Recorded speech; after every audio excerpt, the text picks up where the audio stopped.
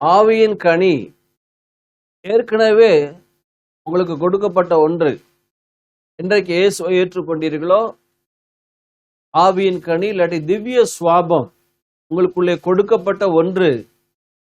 ஆனால் அவரை அறிகிற அறிவிலே வளரும் பொழுதுதான் ஆவியின் கனி அனல் மூட்டப்படுகிறது. அப்படி மகிமையினாலும் காருண்யத்தினாலும் அறிகிற அறிவினாலே இம்மைக்கும் மறுமைக்கும் வேண்டிய யாவற்றையும் அவருடைய திவ்ய வல்லமையானது தந்தருளதும் அன்றி திவ்ய சுவாபங்களுக்கு பங்குள்ளூர்களாகும் பொருட்டு பரிசுத்த சகோதரரே, you are the partaker of divine nature.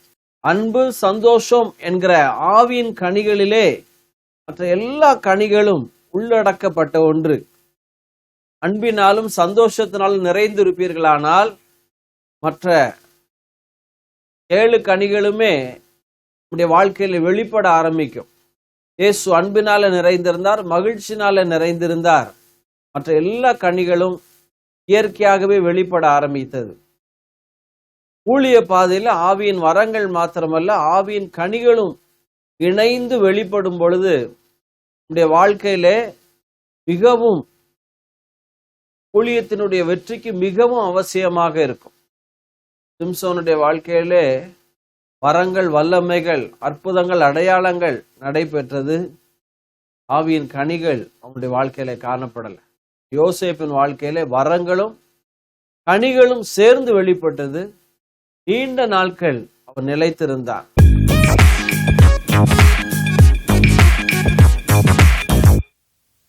நல்ல கூட யோசேப்பு எப்படிப்பட்ட கனிதரும் செடி, அப்படிதான் நான் ஒரு 5 காரியங்களை உங்களோடு நான் பேச விருப்பப்படுகிறேன். ஆதியாகமம் 49:22 யோசேப்பு கனிதரும் செடி, அவன் நீரூற்று அண்டையில் உள்ள கனிதரும் செடி, அதன் கொடிகள் சுவரின் மேல் படரும். எனக்கு என்ன பெரிய ஆச்சரியம், எரேமியா தண்ணீர் ஓரமாய் நடப்பட்ட மரம்னு சொல்றான், தாவீது தண்ணீர்கள் வாய்க்கால்கள் ஓரமாய் நடப்பட்ட மரம். முதல் வெளிப்பாடு ஆதியாகமத்துல யாருக்கு வந்துச்சுன்னா, யோசேப்பை நினைக்கும் பொழுதே தண்ணீர்கள் ஓரமாய் நடப்பட்ட நீரூற்று அண்டையிலே நடப்பட்ட கனிதரும் திராட்சை செடி என்று தன்னுடைய மகனை ஒரு அற்புதமாய் பார்க்கிறார். ஒரு தகப்பன் எப்படி தன் பிள்ளைகளை பார்க்கிறானோ அப்படித்தான் அந்த பிள்ளை இருக்கும். தகப்பன், தாய், உங்கள் பிள்ளைகளை நீங்கள் எப்படி பார்க்கிறீர்களோ, பிள்ளைகளை குறித்து எப்படிப்பட்ட வெளிப்பாடு வருகிறதோ அப்படிதான் அந்த பிள்ளைகள் இருக்கும். இவன் நம்மை தேற்றுவான், நோவான்னு பெயரிட்டாங்களாம். அவன் தேற்றுகிறவனாய் காணப்பட்டான். நல்ல கவனிங்க, கனிதரும் செடி. யோசேப்பு எப்படிப்பட்ட கனிகளை கொடுக்கும் செடி என்று நான் 5 காரியங்களை நான் சொல்ல போகிறேன். இந்த கனிகள் என்பது ஏற்கனவே ஆவியின் கனி என்பது உங்களுக்குள்ளே கொடுக்கப்பட்ட ஒன்று. இயேசுவை என்று ஏற்றுக்கொண்டீர்களோ, சொந்த ரட்சகரை அன்றைக்கே உங்கள் ஆவியிலே அவருடைய திவ்ய சுவாபம் உங்களுக்குள்ளே கொடுக்கப்பட்ட ஒன்று. ஆனால் அவரை அறிகிற அறிவிலே வளரதான் கனி உள்ள வாழ்க்கை வெளிப்பட ஆரம்பிக்கும். 2 பேதுரு 1:2 தம்முடைய மகிமையினாலும் காருண்யத்தினாலும் அழைத்தவரை அறிகிற அறிவினாலே இம்மைக்கும் இந்த ஜீவனுக்கும் மறுமைக்கும் வேண்டிய யாவற்றையும் அவருடைய திவ்ய வல்லமையானது தந்தருளதும் அன்றி திவ்ய சுவாபங்களுக்கு பங்குள்ளூர்களாகும் பொருட்டு பரிசுத்த சகோதரரே, you are the partaker of divine nature. இயேசு என்றைக்கு ஏற்றுக்கொண்டீர்களோ அன்றைக்கே அவருடைய சுவாபம் உங்களுக்குள்ளாய் வந்து விடுகிறது. வெளிப்பட சில நேரம் டைம் ஆகுது, சிலருக்கு உடனே வெளிப்படுகிறது. சாசு பிடித்த வாலிபனுக்கு உடனடியாய் அவருடைய சுவாபம் வெளிப்பட்டு அவர் பாதத்திலே வஸ்திரம் தரித்து அமர்ந்திருந்தான். ஆனா பேதுரு பாவியா நம்ம ஏற்றுக்கொண்டால் அவனுடைய சுவாபம் படிப்படியாய் பட்டயத்தை எடுத்து காதை வெட்டுறான், கோபப்படுறான், இயேசுவை கடிந்து கொள்கிறான். பிறகு படிப்படியான ஒரு மாற்றம் உண்டாகிறது. நல்ல கவனிங்க, இந்த ஆவியின் கனியில அன்பு சந்தோஷம் என்கிற கனிகளுக்குள்ளாய் கிட்டத்தட்ட எல்லா கனிகளுமே வந்து விடுகிறது. அன்பு, சந்தோஷம், சமாதானம், நீடிய பொறுமை, தயவு, நற்குணம், விசுவாசம், சாந்தம், இச்சையடக்கம். இப்படிப்பட்ட பிரதமான பிரமாணம் ஒன்றுமில்லை. இந்த ஆவியின் கனி பாருங்க, வரங்களும் கனிகளும் இணைந்தே செல்வது மிகுந்த பாதுகாப்பு, மிகப்பெரிய வெற்றியை ஊழியத்தின் பாதையிலே கொடுக்கும். யோசேப்பு வாழ்க்கையிலே கிட்டத்தட்ட 80 வருடம் அவன் அசைக்கப்படாமல் இருக்க ஒரு முக்கியமான காரணம் வரங்கள் மாத்திரமல்ல, கனிகள் அவன் வாழ்க்கையில வெளிப்பட்டது. சிம்சோனுடைய வாழ்க்கையில வரங்கள் வெளிப்பட்டது, ஆனா கனிகள் வெளிப்படவில்லை. அது ஒரு தோல்வியாய் முடிந்தது. கனிகள் என்றால் என்ன? இந்த part of a plant or tree that contains seed and that we eat. விதை உருவாகும் தாவர பகுதி என்றால் கனி. யோசேப்பு எப்படிப்பட்ட கனி தரும் செடியாக இருந்தான்? மிகுந்த கனிகளை கொடுக்கும் செடியாக இருந்தான். முதலாவது யோவான் 5:15 நானே திராட்சை செடி, நீங்கள் கொடிகள், ஒருவன் என்னிலும் நான் அவனிலும் நிலைத்திருந்தால் அவன் மிகுந்த கனிகளை கொடுப்பான். என்னை இல்லாமல் உங்களால் ஒன்றும் செய்யக்கூடாது. கவனிங்க, அவரிலே நிலைத்திருத்தல், அவருடைய வார்த்தையிலே நிலைத்திருத்தல், அவருடைய சமூகத்திலே நிலைத்திருத்தல், அவரோடு ஐக்கியப்பட்டு கொண்டிருந்தான். கர்த்தரை தன் நம்பிக்கையாய் கொண்டிருக்கிற மனுஷன் பாக்கியவான். தன் நேசர் மேல் சார்ந்து கொண்டு வனாந்தரத்திலே வருகிற இவள் யார்? நான் அவர் அருகே செல்ல பிள்ளையா இருந்து நித்தம் அவருடைய மனமகிழ்ச்சியா இருந்து அவருடைய சமூகத்திலே மகிழ்ந்து கொண்டிருந்தேன்.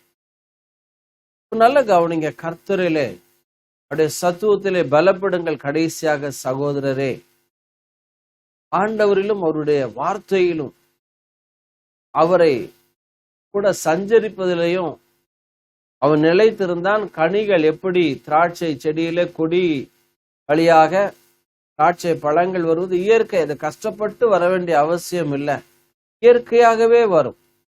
தேவனோடு நீங்களும் நானும் ஐக்கியப்படும் பொழுது அவருடைய சுவாபம் நம்மளை வெளிப்பட ஆரம்பிக்கும்.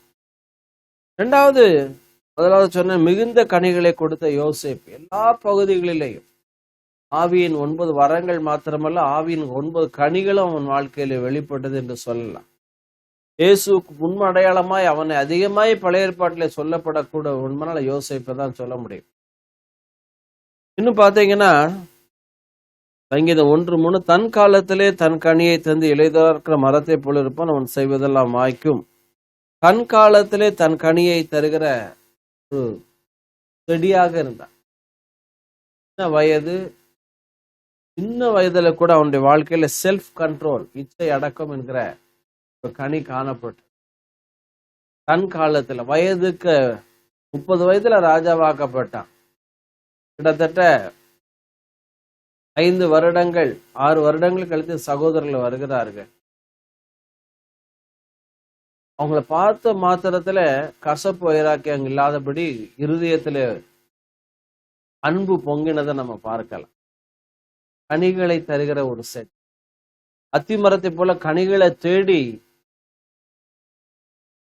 அது சபிக்கப்பட்ட ஒரு அத்திமரமே மாறிச்சு. தாய்கள் சொல்லுகிறாள், கனிகளினாலே உன் புருஷனை கொண்டேன். யாக்கோபு கனிகளினாலே ஆதாயப்படுத்தினான்.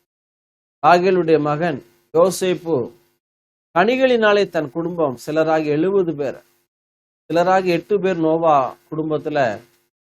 இங்க பாத்தீங்கன்னா நோவா இல்லாம 7 பேர், இங்க 70 பேர் அவன் ஆதாயப்படுத்தினான். காரணம் தன் காலத்திலே தன் கனியை தந்து. வசனம் அவனை புடமிட்டதுன்னு போட்டு. ஆண்டுடைய வார்த்தை 7 தரம் வெள்ளி புடமிடுகிறது போல புடமிடப்பட்ட வார்த்தை. 3வது பார்த்தீங்கன்னா 92:15 பசுமையும் புஷ்டியுமான ஒரு கனி செடியாக இருந்தார்.